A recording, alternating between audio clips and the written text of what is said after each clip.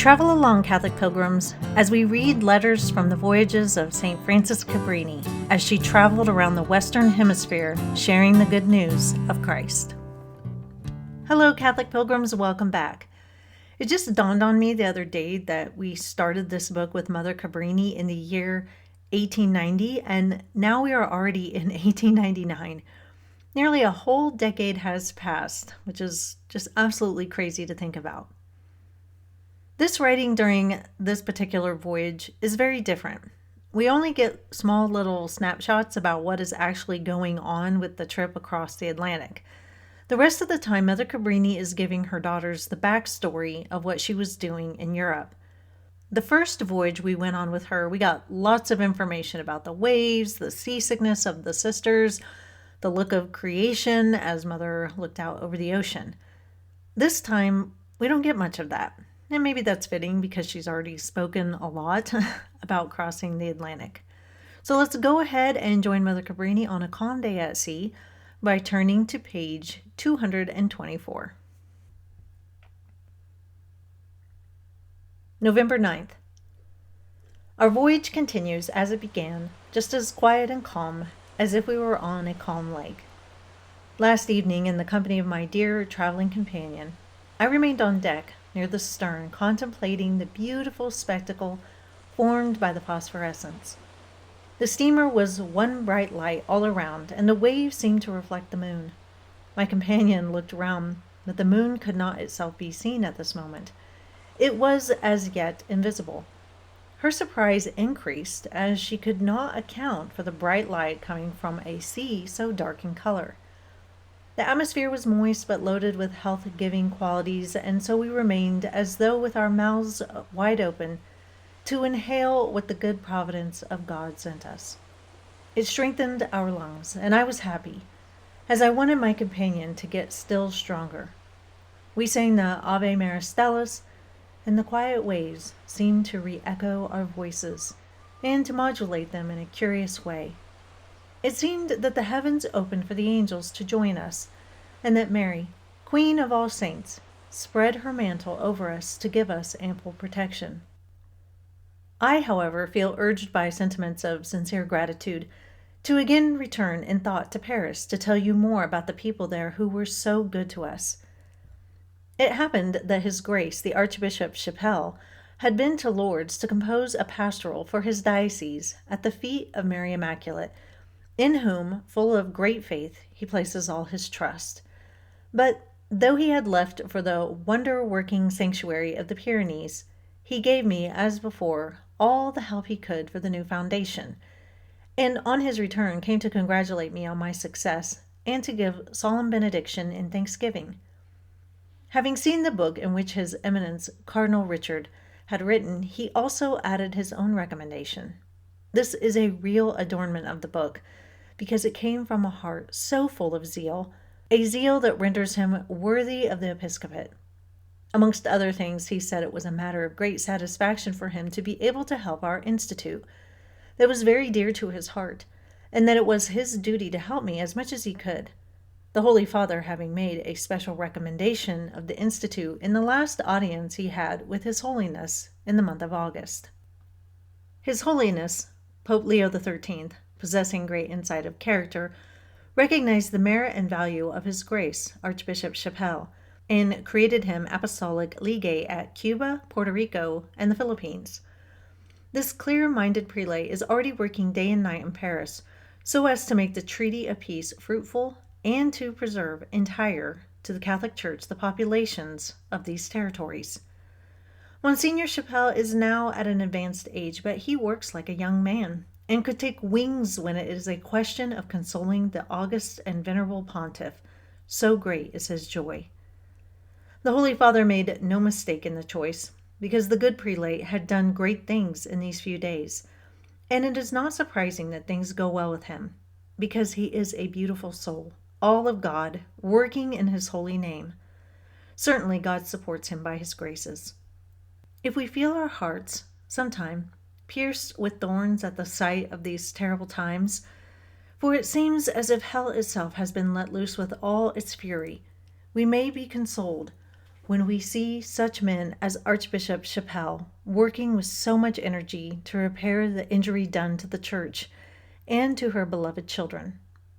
The wise Leo has said, "Defende nos imperillo contra, nequitiam et insidias diaboli." Defend us in battle against the wickedness of the devil.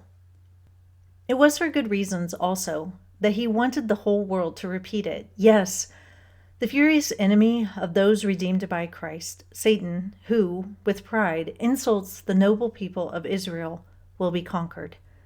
He, the cruel enemy, advances with rage against us in every direction, but we'll conquer him if we trustfully repeat, "Defende nos imperio," defend us in battle. The enemy comes to us with the sword and spear and the shield, but we, like the shepherd David, made according to God's own heart, go to meet him without fear, in the name of the Lord, with peace and confidence, and enclosed within the heart of God.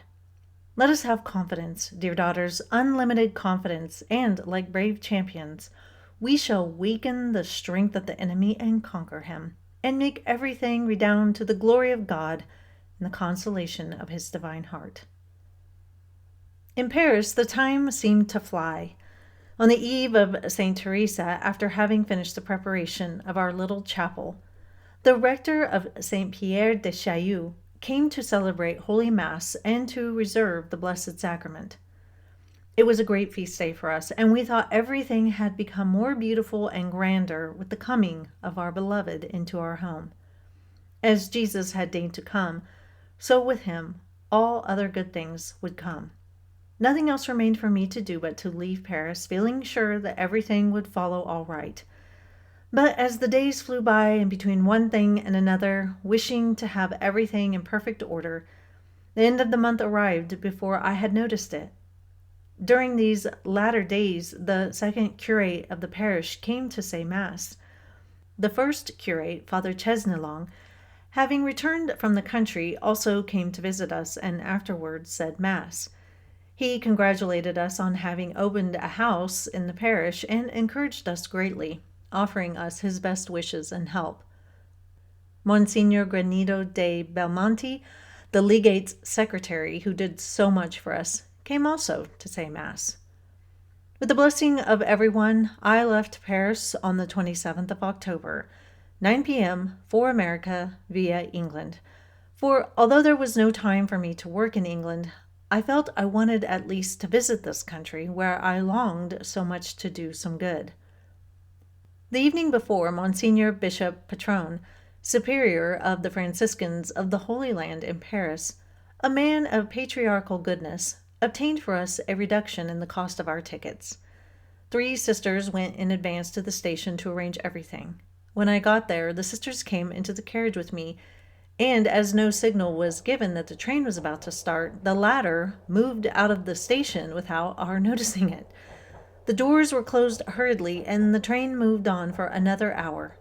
It was impossible for the sisters to leave the train.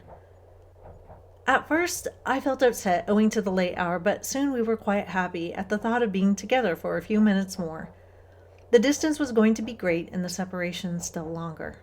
At the first stop, the station master came to tell us we must not worry, and that in a few minutes another express train would come along and convey the sisters back to Paris.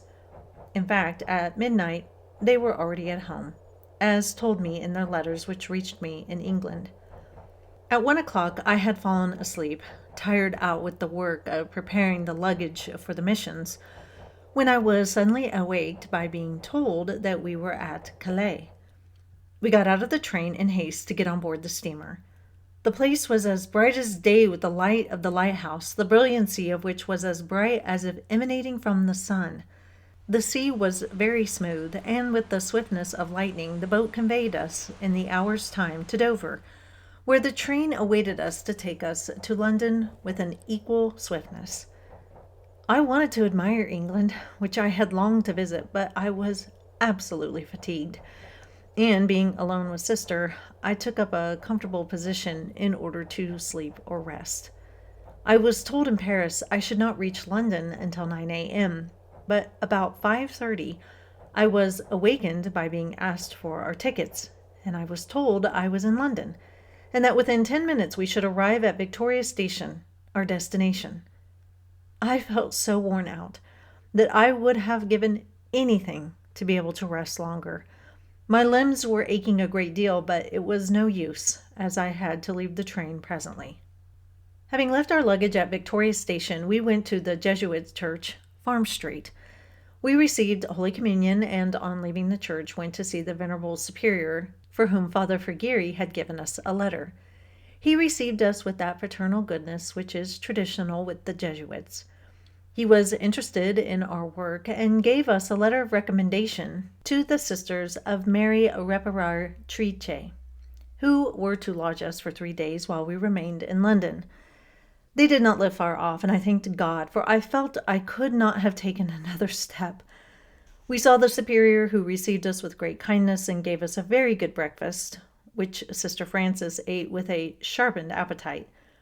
As far as I was concerned, I needed rest rather than food, but I dissimulated and tried to keep going.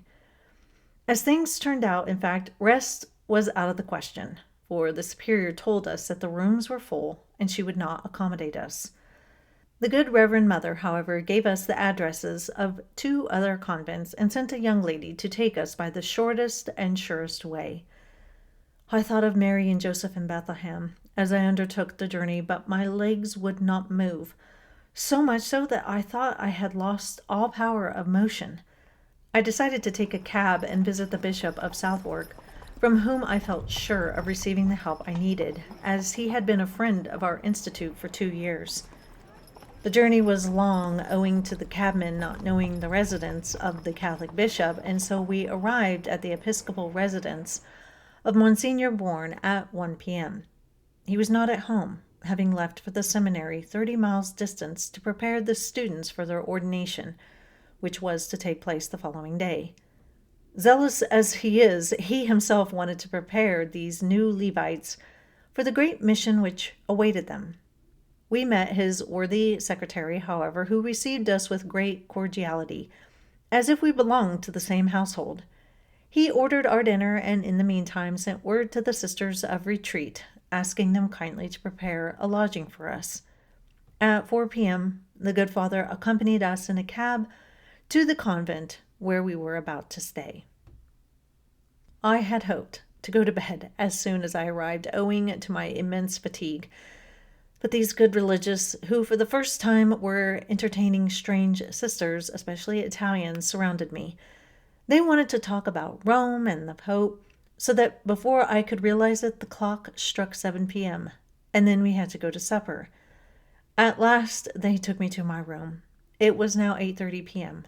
I did not go to bed, but fell upon it, more dead than alive, on account of the soreness of my limbs, which seemed dislocated.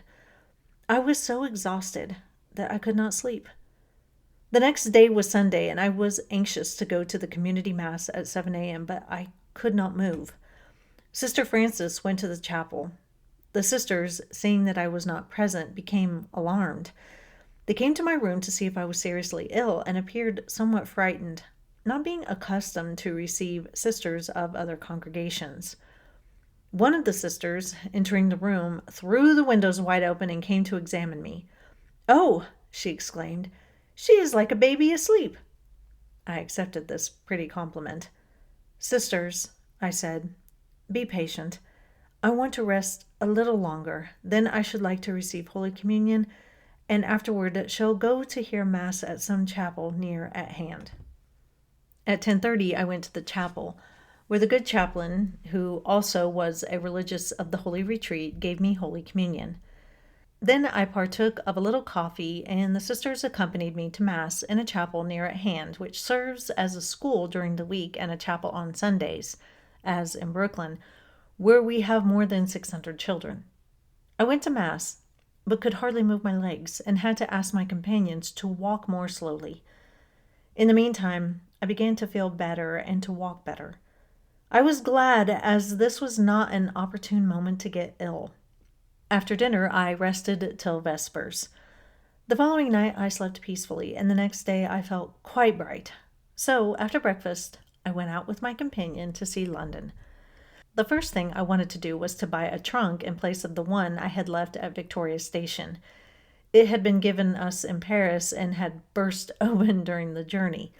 It was necessary to buy a new one, as we could not have continued our journey without danger of losing our effects. With this initial experience in shopping, we began to learn something about prices in London, which to us appeared fabulous. As everything is big in this great city, so also are its prices. Leaving the sisters' house to go to the center of the city, where all the commerce is transacted, we entered a small station. Having taken our tickets, we stood with many others in what appeared to us a room, waiting to start, when suddenly we felt ourselves descending into the earth. Then there was a stop, and we found ourselves in a large subway, lighted by electricity. People began to run, as if they were running for their lives and without saying a word. In London, everybody seems to move about in silence. So we too followed and took our places in the train, or rather trains, for there was a line of carriages which could not be counted in the light, for it was like night, so deep down. We had hardly gotten into our compartment when the train moved off, and as quick as lightning we found ourselves in the center of the city, having gone all the way underground. At the station we entered a lift, though owing to its large size it did not seem to be a lift. Then we rose and came out into the daylight. We went around admiring the great edifices, which are really beautiful. When we asked people the way, they not only answered kindly, but even offered to carry our bag and umbrella. We asked one man the way, and after pointing in the right direction, he apologized at not being able to accompany us, saying he had urgent business on hand. We entered a shop about 6 times the size of that of Bocconi of Milan, to buy something we needed, and were treated with great kindness and courtesy. We were offered chairs and shown whatever might interest us. In other countries they speak of nobility and courtesy. In London they practice it. In one shop, where we were unable to get a trunk, the manager had us accompanied by one of his clerks and gave him instructions to help us to get what we wanted. Similar examples I could cite by the hundred. This is how they treat sisters in England. And God, who considers as done to himself whatever is done to his servants, will bless this nation and give it the grace of entering into the one true church. That's all for today, Catholic Pilgrims. Tomorrow will be our last day, and I'll give my reflection. Until then, live the faith boldly and travel well.